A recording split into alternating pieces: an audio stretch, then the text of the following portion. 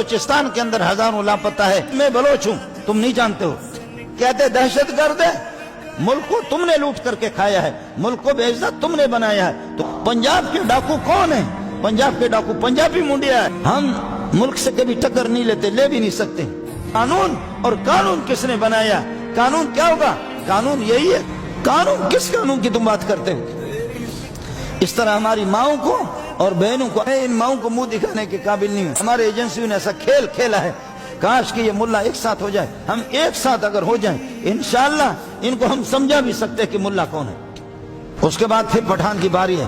ہماری مائیں اور بہنیں آدھی رات کو سخت قسم کی سردی ہے، اس سردی پہ وہاں وارو، پٹھانو، بلوچو، سندھیو، کچھ تو خدا کا خوف کرو۔ اپنی ماؤں سے بھی معافی مانگتا ہوں، بہنوں سے بھی معافی مانگتا ہوں، معاف کیجئے گا ہمیں، ہم آزاد نہیں ہے۔ مولوی منظور فریاد کر سکتا ہے، اس ظلم کے خلاف احتجاج کرو، لیکن چند لوگوں کو لا کر کے میڈیا میں دکھا دے بڈھے بڈھے بے وقوف قسم کے، ہمارے اداروں کے کوئی حیثیت نہیں ہے۔ اور پٹھان تمہارے اپنی ملکیتیں تمہیں اس طرح دیں گے جو ہزاروں ایکڑ زمینیں پٹھانوں کے ہیں، پراپرٹیاں ہیں۔ بلوچ اپنی پراپرٹی تمہیں اس طریقہ ور دے گا۔ بلوچیوں نے کہا دیما برو گم بے ادا تو چیئے کنگ آئے پائیں۔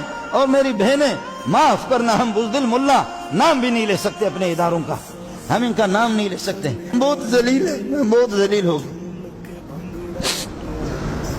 لوگ رو رہے، خدا کی قسم رو رہے، اللہ قربان کروں بلوچوں کی اولاد کو، پٹھانوں کی اولاد کو، اے ہماری مائیں ہمیں معاف کرنا، ہم تو بغیرت اور بزدلوں کے ہاتھ پہ پھنسے ہوئی ہے۔ آپ حضرات ان کے لیے دعا کریں۔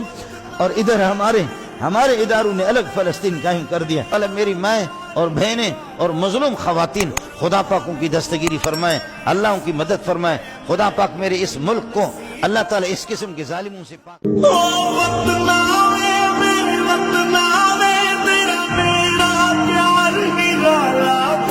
قربان ہوا تیری عصمت پہ میں، کتنا نصیب